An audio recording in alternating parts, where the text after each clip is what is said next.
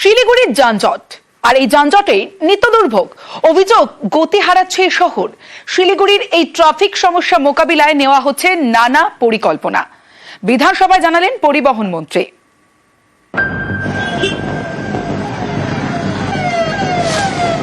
Cosmopolitan, নানা ভাষা নানা জাতির মিলমিশ, বছরভর দেশি বিদেশি পর্যটকের ঠাসা উত্তর পূর্ব ভারতের করিডোর শিলিগুড়ি। কিন্তু অভিযোগ ধীরে ধীরে গতি হারাচ্ছে উত্তরবঙ্গের এই শহর। শিলিগুড়িতে বেড়েছে গাড়ির সংখ্যা, সঙ্গে জুটেছে বেআইনি টোটো। শহরের অলি গলি রাজপথে টোটোর দৌরাত্ম্য, নাম্বার প্লেটহীন টোটো ছুটে বেড়াচ্ছে শহর জুড়ে। এমনই নানা কারণে নাকি শিলিগুড়িতে যানজট নিত্যদিনের সমস্যা।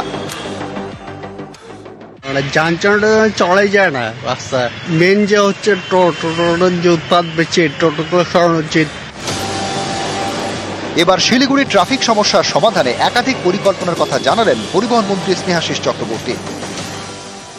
ই রিক্সা আছে 4000, এগুলোকে পুলিশ কমিশনারের পক্ষ থেকে তাদের কালারফুল কিউআর কোড দিয়ে তাদের চলাচলকে একটা নির্দিষ্ট স্থানে করে দেওয়া হয়েছে, নির্দিষ্ট রাস্তায় করা হয়েছে।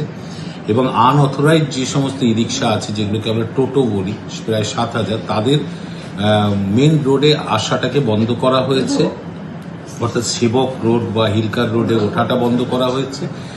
তারা যাতে পকেট রুটে চলে, ভেতরে ভেতরে চলে। বৃহস্পতিবার বিধানসভায় শিলিগুড়ির যানজটের সমস্যা নিয়ে প্রশ্ন রাখেন স্থানীয় বিধায়ক শঙ্কর ঘোষ। তার প্রশ্নের জবাবে মন্ত্রী জানান, শিলিগুড়িতে অনুমোদনহীন টোটোর সংখ্যা 7000। এদের নিয়ন্ত্রণে ব্যবস্থা করা হচ্ছে। অনেকেই সংসার চালাতে টোটো রাস্তায় নামান, কিন্তু অনিয়ন্ত্রিতভাবে টোটো চলাচলে যানজট তৈরি হয়। এদের জন্য গাইডলাইন তৈরি করে দেওয়া হচ্ছে। এছাড়া শিলিগুড়িতে অনুমতিপ্রাপ্ত টোটো চলে 4000। এদের কিউআর কোড দিয়ে নির্দিষ্ট রাস্তায় চলাচলের ব্যবস্থা করা হচ্ছে।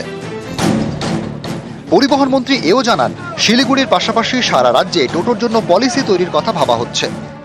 এই টোটোগুলোকে আমরা আইডেন্টিফাই করে লোকাল প্রশাসন, ট্রাফিক পুলিশ, জনপ্রতিনিধিদের নিয়ে তাদের মিউনিসিপ্যালিটি টু মিউনিসিপ্যালিটি, অর্থাৎ বিভিন্ন প্লেস টু প্লেস যেখানে যেটা প্রয়োজন তাদের একটা ডিসিপ্লিনে আনার আমরা চেষ্টা করব। এবং ডিসিপ্লিনে এনে যানজট মুক্ত করাই হচ্ছে আমাদের উদ্দেশ্য, কারণ বেশ কিছু শহরে যানজট তৈরি করেছে ছোট গাড়িগুলো। শহর জুড়ে বেআইনি টোটোর দাপাদাপি।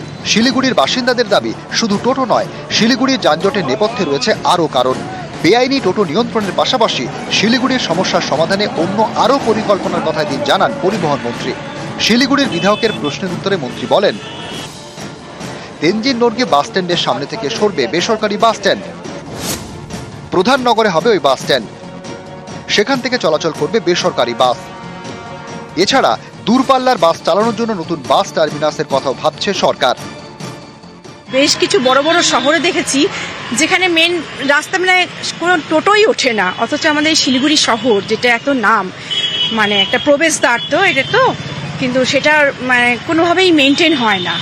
মানে এটাই চাচ্ছি যে টোটোগুলো বন্ধ করলে আমার মনে হয় বেশ কিছুটা যানজটকে নিয়ন্ত্রণ করা যাবে। এত যানজট হচ্ছে, দার্জিলিং মোড়ে এত আমাদের ওয়েট করতে হচ্ছে, মানে প্রায় আমাদের খুবই দেরি হয়ে যাচ্ছে মানে স্কুলে পৌঁছাতে।